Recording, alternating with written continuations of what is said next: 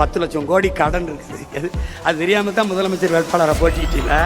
நல்ல வேலை என்னைய தோக்கடிச்சு உள்ள வரவிடாம விட்டான். உள்ள போய் இருந்த 6 சிலிண்டர் எப்படி கொடுக்குறீங்க நானும் பார்க்க தானே போறேன். எந்த போராட்டத்துக்கு என்னை கூப்பிடாத, வரமாட்டேன். போ. நாம் சொல்லுகிற அரசியல் அவர்களுக்கு தெரிய வர குறைந்தது இன்னும் 1/4 நூற்றாண்டுக்கு மேல ஆகும். அவர்களுக்கு நம்ம என்ன சொல்றோம்னு தெரியும். நாம் பேசுவது வேடிக்கையா இருக்கிறது, வேடிக்கை காட்டினவன் தலைவனா தெரியுதான். ஒன்றும் பண்றதுக்கு இல்லை, ஒன்றும் பண்றதுக்கு இல்லை. அவர்களுக்கு தேவை கருத்து அல்ல, வெறும் கவர்ச்சி எவ்வளவு. யாரு வேட்பாளர்னு தெரியாது, என்ன சொல்றான்னு தெரியாது, அவன் வேலை செஞ்சாலும் தெரியாது. எதுக்கு போடுறோம் ஏன் போடுறோம்னு போட்டு கடைசியா வென்றவர் இவர் தான் வேட்பாளரா விளங்கிரும்டா நாடு. டே விளங்கிரும்டா. இதுக்கு Marx, Lenin, Engels, Ingersoll, Socrates, Plato, Aristotle, Buddhan, Phule, Ambedkar, Fidel Castro, Che Guevara, Bhagat Singh, Valluvan, Kamban, Kapilan, Ilango, எல்லாம் பாரதி, பாரதிதாசன், பெருஞ்சித்திரனார். ஒரு இளவும் தேவையில்லை, ஒரு இளவும் தேவையில்லை, ஒரு இளவும் தேவையில்லை, ஒரே இளவும் தேவையில்லை. ஆனாலும் ஒரு உயர்ந்த நோக்கத்தை கொண்டு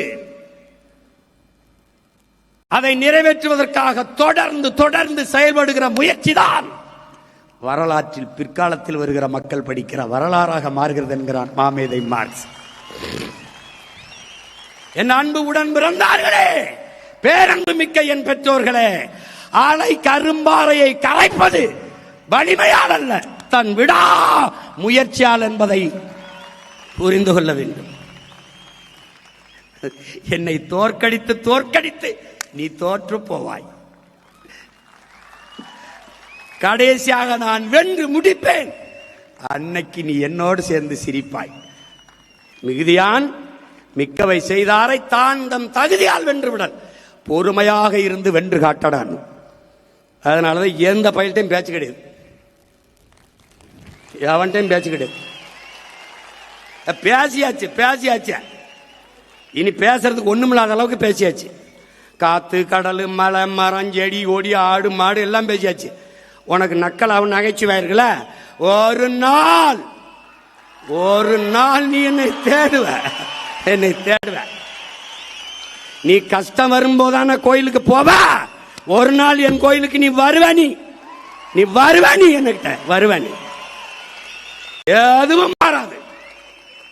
எதுவும் மாறாது.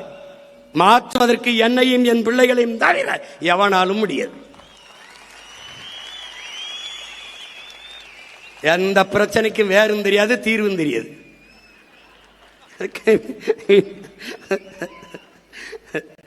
மேல வந்துகிட்டு 10 லட்சம் கோடி கடன் இருக்குது. அது தெரியாம தான் முதலமைச்சர் வேட்பாளரை போட்டிக்கிட்டீங்களா? காலக்கோடு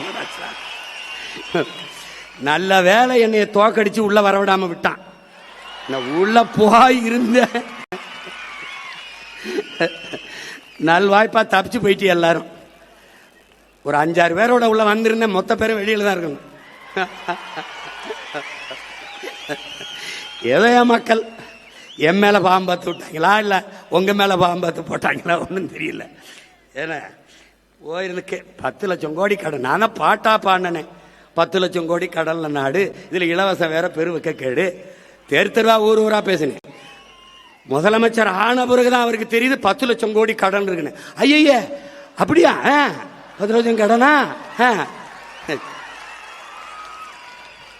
கடன் 10 லட்சம் கோடி இருக்குது. இந்த இலவசங்களை கொடுக்க முடியாது. 1 லட்சம் கோடி ஏற்கனவே வட்டி. பட்ஜெட்டே 3 லட்சம் கோடி தான். வட்டியே 1 லட்சம் கோடி போகுது. நீங்க சொல்ற அறிவிப்பு இதெல்லாம் செயல்படுத்த இன்னும் 10 லட்சம் கோடி கடன் வாங்க வேண்டும். அப்ப மொத்த பட்ஜெட்டையும் வட்டியை கட்டிக்கிட்டு ரொட்டியை திண்டு தெரிய வேண்டியதான் நான் சொன்னேன். நீங்க கேட்கல. அப்ப நீங்க என்ன பண்ணீங்க? கொடுக்க முடியாது என்று தெரிந்து வெற்று வாக்குறுதிகளை கொடுப்பதுதான் மக்கள் துரோகம், மக்கள் விரோதம், ஏமாற்று. நாங்கள் உண்மையை சொன்னோம், தோற்று போனோம், மேன்மையாக கருதுகிறோம். நான் தர மாட்டேன், கொடுக்க முடியாதுன்னு சொன்னேன். ஆனா நீங்க 2500 இப்பதான் தெரியுது கொஞ்சம் காசு இல்ல, அது கூட தெரியாம எதுக்கு வந்திய 6 சிலிண்டர் எப்படி கொடுக்குறீங்க? நானும் பார்க்க தானே போறேன். எப்படி கொடுக்குறீங்க? ஒருவேளை நீங்க போரிட்டு ஈரானையே கைப்பற்றினாத்தான். நீ பிரபாகரன் மகண்டாவே, நம்மாழ்வார் மகண்டா, நீ கொடு. நான் மாட்டு சாணத்திலிருந்து சிலிண்டர் தயாரிச்சு என் பிள்ளைகள் கொடுக்கறனால என்பர். கொஞ்ச நாளுக்கு அரிசி இல்லைன்னு வருவான். எந்த போராட்டத்துக்கு என்னை கூப்பிடாத, வரமாட்டேன். போ, உனக்கு தான் ஒரு கஷ்டம் வராத.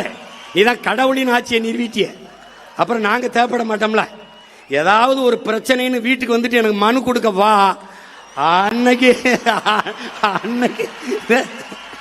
அன்னைக்கு பாப்பா இந்த சிரிச்சுக்கிட்டு இருக்க சீமா இல்ல, அன்னைக்கு சேட்டை. உனக்கு என்ன சொல்றோம் ஏது சொல்றோம்னு கேட்கறது இல்ல. படிச்ச இளைஞர்களுக்கு 4000, இடைநிறுத்தத்துக்கு 15,000, கல்வி கடன் 20 லட்சம். எங்கிருந்து ராஜா, எங்கிருந்து? பாருங்க எப்படி பாருங்க. அவர் என்ன பண்ணுவாரு பாவம், கடன் ஆகி போச்சு.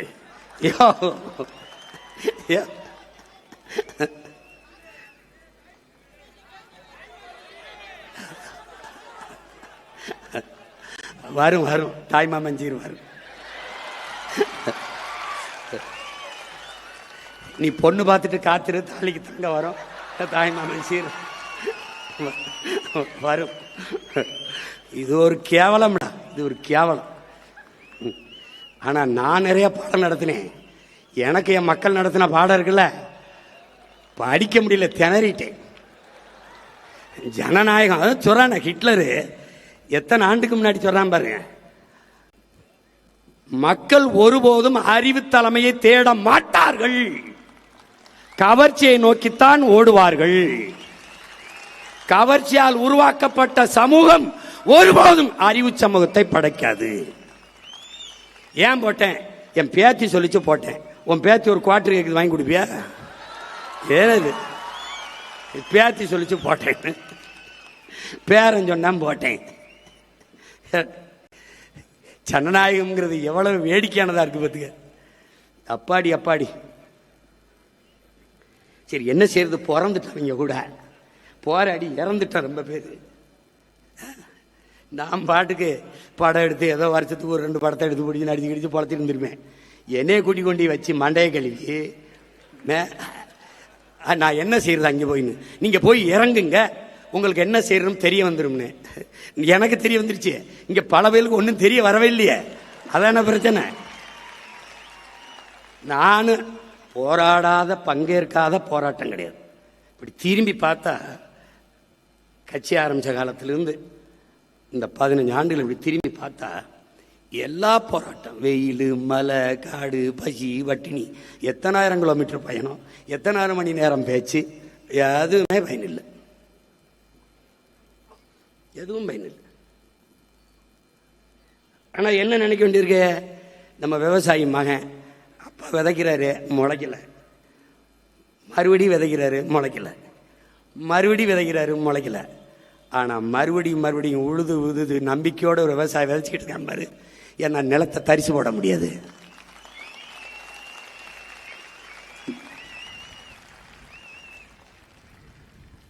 ஓசோ சொல்றான்ல, ஒவ்வொரு நாளையும் அறுப்பதற்கான நாளாக கருதாதே, விதைப்பதற்கான நாளாக கருதுன. விதைப்போம். இந்த காலம் நமக்கானது. இந்த காலத்தையும் களத்தையும் நம் கைக்கு நகர்த்தணும். நம்மகிட்ட 2 என்ன இருக்கு? உண்மை இருக்கு, நேர்மை இருக்கு, உழைப்பு இருக்கு, வேற ஒன்று இல்லை. திரும்ப அதே உண்மையும் நேர்மையுமாக நின்று கடுமையாக உழைப்போம், களத்தை நமதாக்குவோம். நம்பிக்கையோடு